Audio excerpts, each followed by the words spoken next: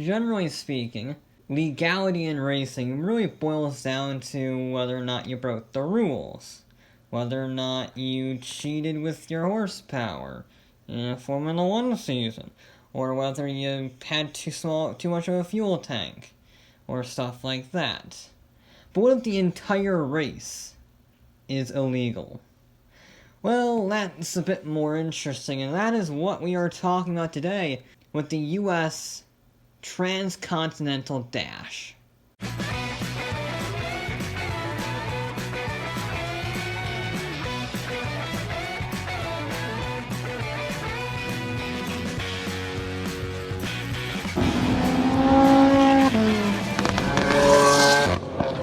For clarification's sake, we're going to start off by saying the traditional route, and the one we're going to be most talking about, is the route from New York to California, roughly 2,800 miles, and if you Google Maps it, it takes about 41 hours legally. So with that out of the way, let's rewind the clocks to the turn of the 19th century in 1903, where Vermont physician H. Nelson Jackson was at a San Francisco club. He and his friends made a bet for $20 that it was impossible to drive across the country. Jackson took this as a challenge and bought a brand spanking new Winston touring car, making sure that the $20 was just symbolic at this point, and set off to the coast. The other coast, I should say.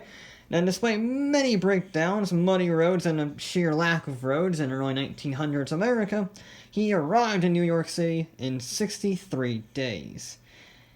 This was the first ever crossing of America via the automobile, and it set a frenzy of other attempts, and 6 years later, the first sub-60-day journey was completed by Alice Ramsey, who also became the first woman to complete the trip, fun fact. And by 1915, we were starting to get, at least in their terms, quite crazy. When Irwin Cannonball Baker drove his 60-horsepower Stultz Bearcat across this great nation in 11 days, 7 hours, and 15 minutes. Why was he nicknamed Cannonball Baker? Well, he had a fascination for going across the country. For instance, a year after that, he drove his Cadillac 8 Roadster a whopping 4 days faster than his previous record. And he crossed the country in everything from Model Ts, Columbia tires, even 2-ton trucks, but his ultimate achievement was in 1933 when he drove a Model 57 Blue Streak across this nation in 53.5 hours. Yes, we are now into the hours mark. We were used to be measuring this thing in days, and now we're measuring it in hours. Look at how progress is made. It was a record so impressive it stood for almost 4 decades. Now I know what you're thinking. There were a lot of car innovations from 1933 to the 1970s. Why was it not beaten with the likes of the Boss 429 and the Dodge Charger, the Corvette? Well, in case you weren't aware of your history, 1933 was smack dab in the Great Depression. And immediately after the Great Depression, there was a war. Quite a big one.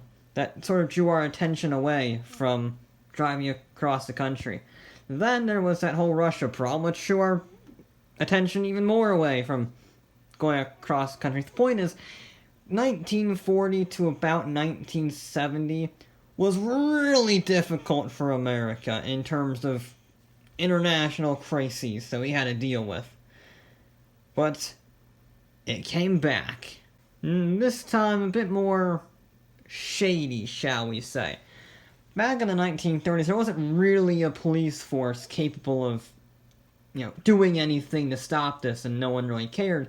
But now we had the interstate highway system, and now we had proper roads and proper laws and proper police to go deal with the breaking of these proper laws. So it had to be a bit off the books, if you get what I mean.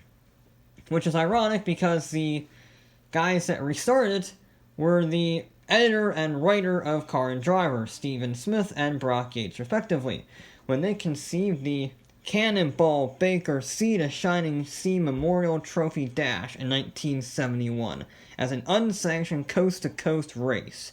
Also, I'm only going to be referring to this as the Cannonball, because saying the Cannonball Baker Sea to Shining Sea Memorial Trophy Dash is a mouthful that I'm not going to say very often. The rules were quite simple. Start at the Red Bull Garage in New York City, and race to the Portofino Inn as fast as humanly possible. Any route, any car, any speed. As long as you get to California faster than everyone else, you win. And this isn't just your average schmoes with a muscle car doing this, no. The very first event was won by the co-driver Brock Yates and his driver, 1967 24 Hours of Le Mans winner and Formula 1 racer, Dan Gurney, in a Ferrari Daytona. So we have an actual Le Mans racer, slash engineer, slash team manager of a Formula 1 team, racing with the co-designer of the race in a Ferrari Daytona. They shattered the record in 35 hours and 53 minutes, with Gurney himself being quoted saying, "We at no point exceeded 175 miles an hour, sort of becoming the unofficial slogan of the Cannonball Run, as it would become known as." They kept running it up until 1979, in which it was beaten by just 1 minute in 1975, and then it was beaten again by 3 hours in his last year in 79. In fact, the Cannonball would be very popular, and while it was highly illegal, it inspired several films with Burt Reynolds and various other people, and more legal events, shall we say, such as the One Lap of America, still sponsored by Car and Driver, and the Gumball 3000. I've had the pleasure of seeing that. Those cars are insane. You think the Ferrari Daytona is sick? Those things are mayhem.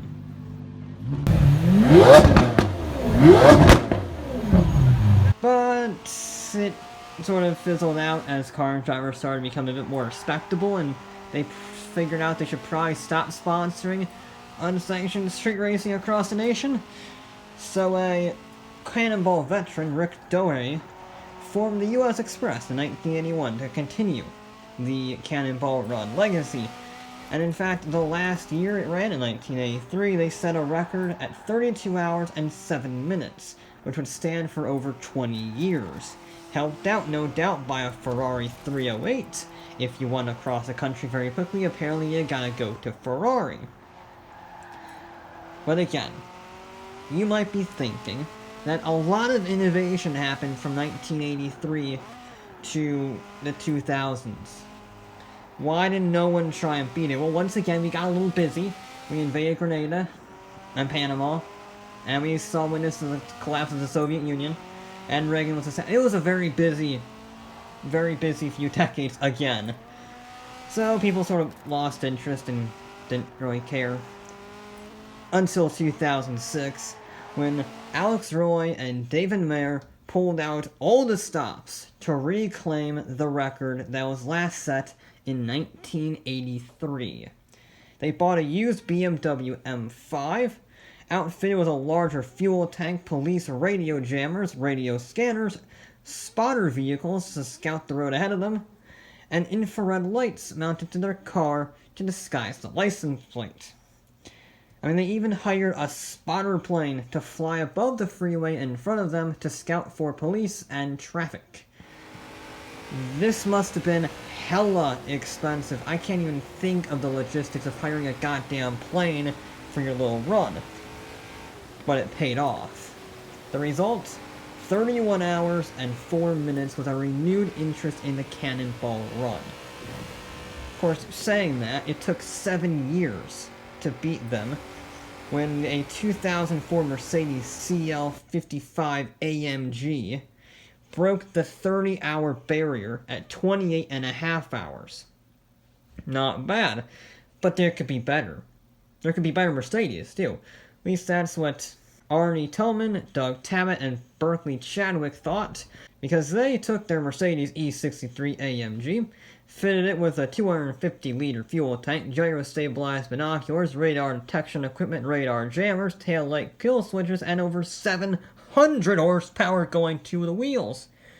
That must be a goddamn rocket ship. That they basically made a Brabus, is what they did. I mean, of course, Brabuses don't look like Honda Accords from the back, because they actually designed and taped over the lights to match the facade of a Honda Accord, so when their silver sedan blasted by a policeman officer at 170 miles an hour, he would think they were chasing a Honda Accord and not a Mercedes. Pretty smart strategy, actually. Once again, it worked. Not only did they record the first ever cross-country average speed over 100 miles an hour, they set 27 hours and 25 minutes, reaching a top speed of 193 miles an hour. 193 miles an hour at night on public roads. It was thought to be unbeatable until COVID hit. You see, when COVID shut the world down in March of 2020, the nation's roads were barren. The police were home because there's no one driving. Perfect opportunities for speed running. And I'm not kidding, the record was beaten 7 times in just 5 weeks, with the absolute record held by an unnamed team with their Audi A8 at 6 hours and 38 minutes. There were dozens of attempts recorded, many of them finishing within minutes of the absolute record, but out of the crazy bunch that have been doing this, the absolute craziest was probably Fred Ashmore. He crossed the entire country on a rental Mustang. Granted, he modified with a 130-liter fuel tank, but apart from that, it was basically a bone-stock Mustang GT. He was also by himself, with no spotters. Regardless of the obscene difficulties that he set himself up for, he did it in 25 hours and 55 minutes. Jesus Christ. It is still the outright solo record as of recording this. I mean, he only stopped for fuel once, so that helps. Of course, that's not the current record. As crazy as under 26 hours from New York to LA is, it's not the outright record. No. Arnie Toman and Doug Tabby set the ultimate pre-COVID record.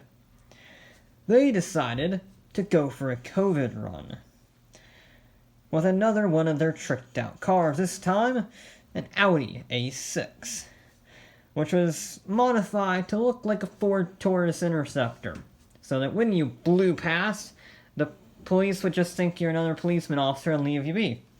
It actually worked for quite a while, and it helped them reach an average speed of 112 miles an hour. 112! Which means that while they may have never exceeded 175 miles an hour, their record currently stands at 25 hours and 39 minutes. Damn. That's absurd. Of course, technically speaking, that's not the absolute coast-to-coast record. You see, as I mentioned at the very beginning, all of these records were on the traditional cannonball route. But if you're going by the absolute shortest distance from coast to coast, they have a record for that called the Southern Route. And the same guys, Arnie Toman, Doug Tabbitt, and David Simpson, decided to go for that too, using their old E63 AMG. That meant a ridiculous outright coast-to-coast record of 24 hours and 54 seconds. You crossed east coast of the United States to the west coast in a day. A day and a minute. And all of these cars, I should also mention, are gasoline powered. They're normal vehicles. But there have been all sorts of crazy records. The fastest diesel, well, that's 28.5 hours. The fastest motorcycle, 35 hours even. A Tesla set the outright electric record at 45 hours and 16 minutes. And even an autonomous car with human supervision completed it in just 55 hours. So, yes, technology has advanced at a truly incredible rate. The electric car is almost a day slower than the outright record, and the autonomous car is slower than the 1930s. I'm gonna be honest. I love the Cannonball Run. It is such a fascinating story to look at. It's almost like the Le Mans of cross-country road trips. Because you're racing for 24 hours, you have a specific objective in mind, you gotta cover 2,800 miles, and you gotta make sure you don't get caught, break down, or die. It's kind of endearing in many ways. It's also highly illegal and should not be supported, so while I do not condone this type of behavior, you do have to admire those willing to push the limits of technology and human perseverance for the sake of a record that will never be found in any book, on any news channel, technically, and it's just there for the glory and for the fun.